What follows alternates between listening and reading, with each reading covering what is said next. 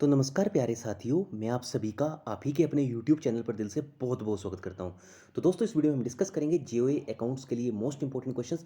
तो ये उड़ान सीरीज़ है, उसका 17वां पार्ट है, 17वां पार्ट है। अगर आपने इसके पुराने पार्ट्स नहीं देखे हैं, और प्लेलिस्ट में जाएँ, वहाँ पे Goa accounts post code 932 search कर लीजिए। वहाँ पे पुराने पार्ट्स और इवन डिटेल सिलेबस के ऊपर वीडियो मिल जाएगी। इसके अलावा जीओए अकाउंट्स फुल कवरेज के ऊपर अलग से प्लेलिस्ट है, उसमें भी ढेरों वीडियोज़ हैं, वो भी आप जरूर एक बार चेक कर लेना पेपर देने से पहले। इसके अलावा जो प्रीवियस ईयर के पेपर हैं वो भी मैंने अपलोड किए हैं, वो भी आपको बहुत सारे हेल्पफुल रहने वाले हैं।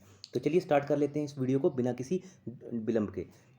सो question number first, which of the statement is not a part of the dual entry system. तो इनमें से कौन सी स्टेटमेंट डल एंट्री सिस्टम का पार्ट नहीं है? तो राइट आंसर रहेगा इसका।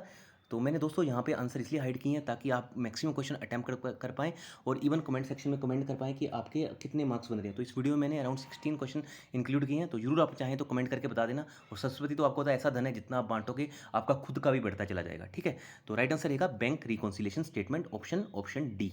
चलिए मूव करते हैं नेक्स्ट क्वेश्चन की तरफ।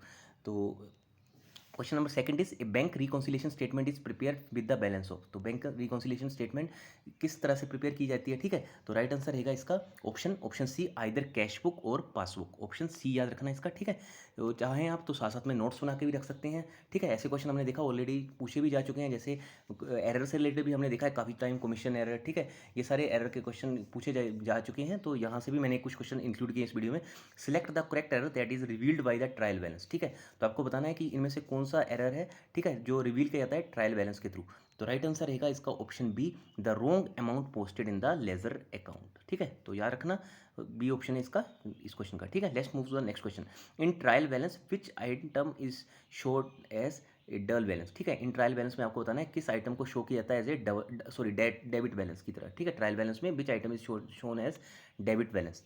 तो राइट आंसर है इसका ऑप्शन डी, प्रीपेड एक्सपेंसेस। ठीक है, तो नेक्स्ट क्वेश्चन पे मूव करने से पहले यही कहूँगा, अगर वीडियो अच्छी लगे तो प्लीज़ लाइक कर देना, अपने दोस्तों के साथ ज़्यादा से ज़्यादा शेयर कर देना। चैनल पर पहली बार आए होंगे तो चैनल को सब्सक्राइब करके बेल आइकन को जरूर प्रेस कर लेना। ठीक है, अगर बाई चांस मेरे से भी कोई क्वेश्चन बाई चांस गलत एक्सप्लेन हो जाए, ठीक है, तो कमेंट सेक्शन में कमेंट कर देना। अगर आपको लगे किसी क्वेश्चन में डाउट, तो मैं उसको पिन जरूर कर दूंगा। मैं भी इंसान हूँ, मेरे से भी कोई ना कोई गलती हो सकती है। ठीक है, चलिए मूव करते हैं नेक्स्ट क्वेश्चन की तरफ।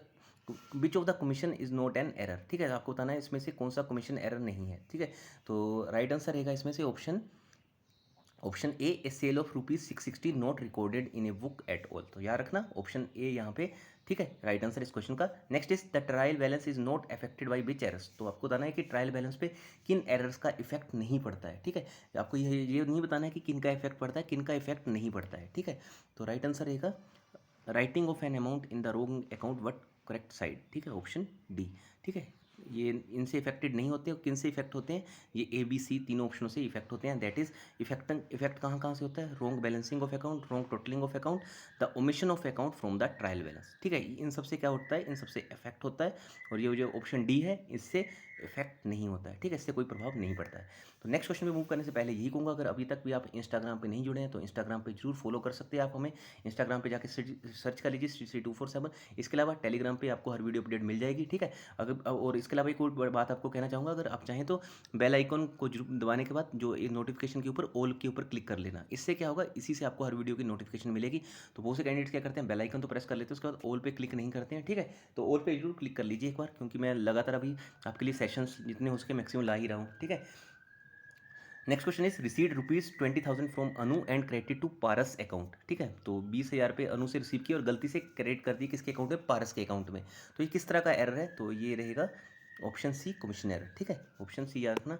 Next is state the error of principle from the following option. ठीक है, तो आपको बताना है कि कौन सा एरर है इनमें से। ठीक है, तो राइट आंसर रहेगा error of principle from the following option में से for installation of machinery wages were paid to the wages account. ठीक है, तो एरर ऑफ प्रिंसिपल कौन सा है इसमें से? ऑप्शन डी, जब कह सकते हो फोर्थ ऑप्शन है यहाँ पे, for installation of machinery wages were paid to the wages account. Next is if the amount of any unknown liability can not be determined accurately. ठीक है, तो अगर किसी भी अननोन लाइबिलिटी का अमाउंट करेक्टली डिटरमाइन ना हो, तो इस केस में आपको बताना है क्या राइट आंसर है। तो इस केस में क्या हो जाएगा? Provision should be created. ठीक है, तो प्रोविजन क्रिएट हो जाता है। प्रोविजनिंग इसलिए की जाती है जब हमें पता चल जाता है कि सपोज करो मैंने किसी को 100 रुपये का लोन दिया, सॉरी 1,000 रुपये किसी को उधार दिया। ठीक है, क्रेडिट दिया। अब मुझे पता है कि वो पर्सन मेरे को घुमा रहा है 1 साल हो गया, 2 साल हो गए, 3 साल हो गए, तो मैं क्या करूँगा, उस 1,000 के लिए क्या करूँगा, कुछ ना कुछ अपने पास प्रोविज़निंग रख लूँगा, ठीक है?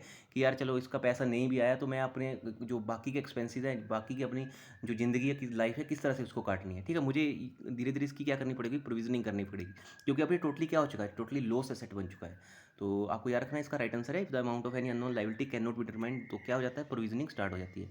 तो बहुत से टाइम आपने अगर अगर आप रेगुलर पढ़ते होंगे किसी भी बैंक वगैरह की, या फिर किसी की भी बैलेंस शीट पढ़ते होंगे, ठीक है, तो आप वहाँ पे देखना एक बार जरूर, प्रोविजनिंग का की फिगर के ऊपर बहुत ज़्यादा बैंकिंग इंडस्ट्रीज़ के नंबर डिपेंड करते हैं, ठीक है?